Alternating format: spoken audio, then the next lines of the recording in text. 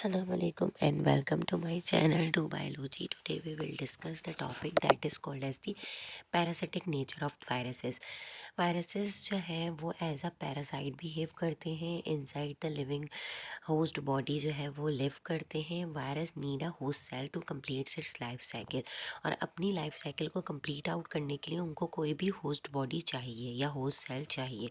Viruses जो है वो नॉन सेलुलर लिविंग एंटाइटी हैं, बट दे आर सेलुलर और living cellular entity after getting their host or after entering inside their host. So they are non-functional without any host cell. अगर host cell के बाहर आएंगे तो function नहीं करेंगे, कुछ भी मतलब नॉन सेलुलर स्ट्रक्चर के तौर पे बिहेव करेंगे. अगर होस्ट सेल के अंदर जाएंगे तो फिर ये वहाँ पे रेप्लिकेट करते हैं और लिविंग बॉडी के तरीके से बिहेव करते हैं.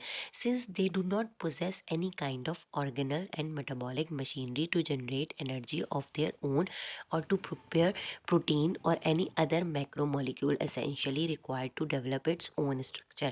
यही बात जो मैंने अभी कही कि भाई ये लिविंग एंटिटी नहीं है, नॉन सेलुलर स्ट्रक्चर है, लेकिन inside the host cell they are living. तो जब बाहर रहते हैं क्यों, तो नॉन लिविंग क्यों होते हैं? क्योंकि इनके अंदर कोई ऑर्गेनल नहीं होता कि वो मेटाबॉलिक एक्टिविटीज़ परफॉर्म कर सके, एनर्जी जनरेट कर सके, या प्रोटीन फॉर्मेशन कर सके, या कोई भी ऐसा अनदर मैक्रोमोलिक्यूल जो है वो डेवलप कर सके अपने स्ट्रक्चर के अंदर. So therefore it must need a living cell. तो उनको लिविंग सेल चाहिए जो ये सारी चीज़ें फैसिलिटीज़ जो है वो प्रोवाइड करे उसकी रिक्वायरमेंट को. और फिर ये जब होस्ट सेल के अंदर पेनिट्रेट करेंगे तो फिर ये अपनी बॉडी में रेप्लिकेशन, मतलब ये रेप्लिकेट होंगे और उसकी बॉडी को फिर डिस्ट्रॉय करते हैं और एज अ पैरासाइट बिहेव करते हैं. तो a cell that represents all the vital activities of life and has all the necessities to regulate these activities. तो वो जो सेल है उसके अंदर ये सारी चीज़ें होती हैं, तो वो वहाँ पे जाके जो है ये सारी चीज़ें जो है वो इन्वेट करने के बाद वहाँ पे जो है वो अपनी रेप्लिकेशन शो करता है. तो it can also provide assistant to an invader like virus upon demand. तो ये सेल में जाके लिविंग सेल के अंदर एज एन असिस्टेंट वर्कआउट कर रहे होते हैं, क्योंकि जैसी वायरस की जो डिमांड होती है उसके अकॉर्डिंगली. तो viruses have nucleic acid that contain such powerful gene. तो असल काम क्या होता है, वो न्यूक्लिक एसिड या डीएनए का ही होता है. तो वायरसेस के अंदर न्यूक्लिक एसिड, डीएनए, आरएनए वो पावर एंटाइटी या जीन है जो वो उससे वर्कआउट करवा सके. तो which can overtake and forcefully drive all the cellular metabolic machinery include enzymes organelles to work according to their directions of viral genome. तो वो ये सारे काम जो है वो फोर्सफुली करवाता है. और जो एंजाइम्स हैं वो ऑर्गेनल्स जो हैं वो सेलुलर स्ट्रक्चर के जिसके अंदर जाएंगे वो उसके यूज़ करेगा और उसको डायरेक्शन देगा वायरल जीनोम कि इस तरीके से वर्कआउट किया जाए. तो how viruses survive inside a host cell. Viruses have variety of host cells that includes prokaryotes and eukaryotes both. मतलब वायरसेस होस्ट सेल्स के अंदर, प्रोकैरियोटिक सेल्स के अंदर भी पेनिट्रेट कर जाते हैं, यूकैरियोटिक के अंदर भी पेनिट्रेट कर जाते हैं. और वायरसेस जो है वो रेजिस्ट करते हैं from host cell immune system by different means which are as follows कि डिग्रेडिंग होस्ट सेल जीनोम.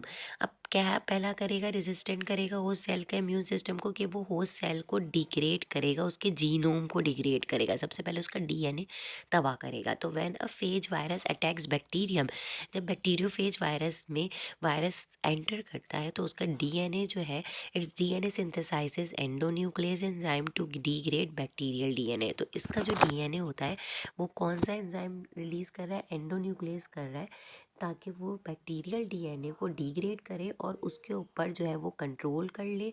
और सारा प्रोसेस ऑफ रेप्लिकेशन फिर स्टार्ट होता है, फिर ट्रांसक्रिप्शन और ट्रांसलेशन होता है, और वायरल प्रोटीन जो है वो न्यू फेज वायरसेस बनाने के लिए जो भी रिक्वायर्ड होते हैं वो यूटिलाइज हो करता है वो virus. Deactivating the complement system. Complement system is a part of innate immunity. Complement system जो है वो एक पार्ट है इनेट इम्यूनिटी का, और it comprises of plasma protein that are activated upon the detection of pathogen. अब ये प्लाज्मा प्रोटीन के ऊपर कंसिस्ट कर रहा होता है, और वो जब एक्टिवेट होते हैं जब कोई पैथोजन डिटेक्ट हो जाता है, पैथोजन जो डिजीज़ कॉज करता है या हार्म कॉज कर रहा है।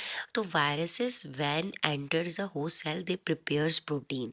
मतलब ये क्या करता है, वायरस जब एंटर होता है होस्ट सेल के अंदर तो ये प्रोटीन प्रिपेयर करता है that mimics the complement protein, जो मिमिक करता है कॉम्प्लीमेंट प्रोटीन को, यानी कि उसके सेम जैसा या उसके जैसा बनाता है। Activators and blocks the complement protein, यानी कि मिमिक करके कॉम्प्लीमेंट प्रोटीन एक्टिवेटर्स बनाएंगे और कॉम्प्लीमेंट प्रोटीन को ब्लॉक कर देगा, मतलब उसके जैसा बना देता है खुद। और जो है उसका जो कॉम्प्लीमेंट प्रोटीन होता है वो जो है वो ख़त्म कर देता है, उसको डीएक्टिवेट कर देता है। Viruses block the interferon response.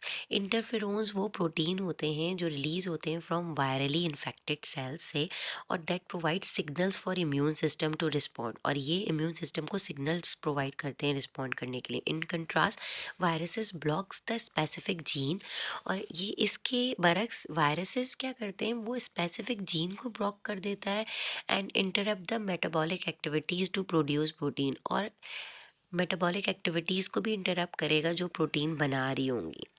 Inactivation of major histocompatibility complex, MHC इसका नाम दिया हुआ है। वायरसेस जो है वो सप्रेस कर देते हैं हेल्पर टी सेल्स को टू डिस्प्ले वायरल कंपोनेंट्स, यानी कि टी हेल्पर सेल्स के ऊपर भी ये एक्ट कर जाता है।